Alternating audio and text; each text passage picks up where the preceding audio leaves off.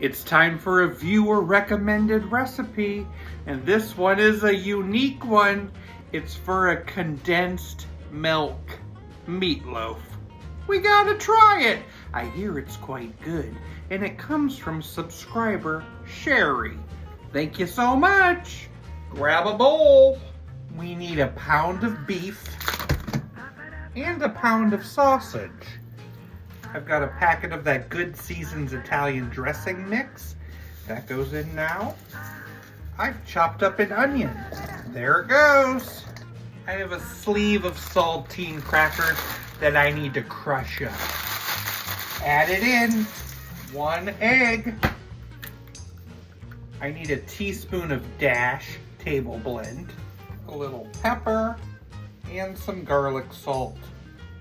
And then the surprise ingredient, a can of condensed milk.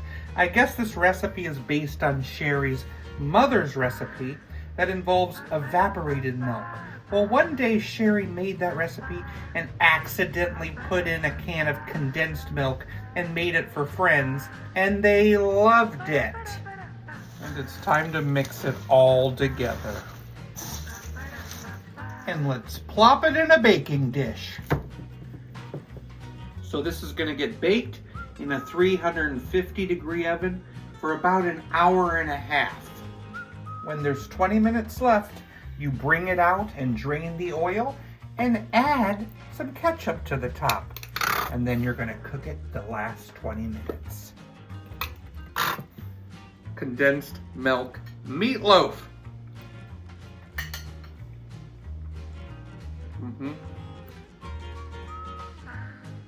Very fun. It has this underlying sweetness that you definitely taste. And it's unique compared to other meatloafs I've had. And it is an exciting one and pretty good. I'm gonna give it an 8.3. Thank you, Sherry, for this great suggestion. Why did the man hate his job as an origami teacher? Too much paperwork.